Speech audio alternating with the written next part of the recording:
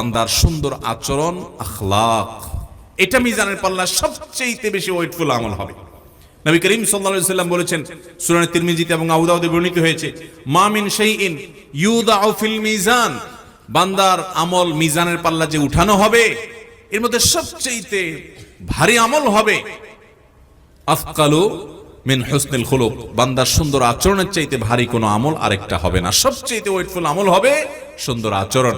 ওই যে ঈমানকে, তাওহীদকে যদি সর্বোচ্চ সর্বাধিক ওয়েটফুল আমল বলি, তাহলে মাঝের গুলো ওয়েটফুল, কিন্তু এটা হলো সবচাইতে বেশি, ঈমানের পর সবচেয়ে ওয়েটফুল আমল হলো বান্দার সুন্দর আচরণ। এই আচরণের আজ দুর্ভিক্ষ চলছে। নামাজি কালামে মানুষ কিন্তু আচরণ ভালো নাই, ঠিক না ঠিক? দাঁড়িয়ে আছে মুখে কিন্তু আচরণ ভালো নাই। মাশাআল্লাহ উনি হক হালালি চলেন কিন্তু আচরণ ভালো নাই। মাশাআল্লাহ উনি অনেক গুনাহের কাজ করেন না, পাপের কাজ করেন না, মানুষটা ভালো কিন্তু আচরণ খারাপ এবং আখলাক খারাপ। আখলাক খারাপ মানে আমরা অনেকে মনে করি যার ব্যবহার, মুখের যে আচার ব্যবহার এটাই শুধু না, এটা আর অনেক ব্যাপক বিষয়।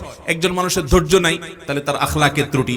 একজন মানুষ বদমেজাজ, তাহলে তার আখলাকের ত্রুটি। একজন মানুষ অহংকার করে, তার আখলাকের ত্রুটি। একজন মানুষের মধ্যে বিনয়ের অভাব আছে, তার মানে আখলাকের ত্রুটি। একজন মানুষ অন্যকে তুচ্ছ তাচ্ছিল্য করে বেড়ায়, এটা তার আখলাকের ত্রুটি, আচরণগত ত্রুটি। একজন মানুষ তার মধ্যে আল্লাহর প্রতি ভরসা নাই, ছোটখাটো কিছুতে সে হতাশ হয়ে যায়, এটা তার আচরণগত ত্রুটি। আর মানুষের সাথে মানুষের যে অধিকার আছে সেটা আদায়ে যদি ত্রুটি থাকে, এটা তার আখলাকের ত্রুটি। আখলাকটাকে যে যত সুন্দর করবে তার দ্বারা কারোর কোনো অধিকার নষ্ট হবে না। প্রতিবেশী তার উপরে খুশি, বন্ধু বান্ধব তার উপরে সন্তুষ্ট, আশেপাশের লোকজন তার উপরে সন্তুষ্ট, আত্মীয় স্বজন তার উপরে সন্তুষ্ট, বাড়ির প্রতিবেশী, বাড়ির লোকজন তার উপরে সন্তুষ্ট, সবাই তার উপরে সন্তুষ্ট তার আচরণের কারণে। যে লোকটার আচরণটা ভালো, তার দ্বারা কেউ কষ্ট পায় না, আঘাত পায় না।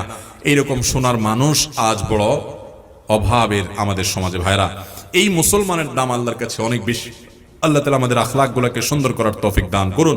এই হাদিসের শেষ অংশে নবী সাল্লাল্লাহু আলাইহি ওয়াসাল্লাম বলেছেন, ওয়া ইন্না সাহিবা হুসনিল খুলুক, আর সুন্দর আচরণওয়ালা মানুষটা লা ইয়াবলুগু বিহি দারাজাতা সাহিবিস সাওমি ওয়াস সালাহ, এই ব্যক্তির এই আচরণটার কারণে নফল নামাজ, নফল রোজা দিয়ে আমলনামা পরিপূর্ণ করে ফেলেছে, ওই লোকের সমপরিমাণ সওয়াব পেতে পারে, তার সমমর্যাদায় চলে যেতে পারে। নফল নামাজ আর নফল রোজা এত নাই, কিন্তু আখলাকটা ভালো আছে, আখলাক দিয়া শুধুমাত্র সে ওই নামাজি এবং রোজাদারের সমপর্যায়ে হয়ে যেতে পারে। অতএব আমাদের আখলাকগুলোকে ভালো করবো তো ইনশাআল্লাহ।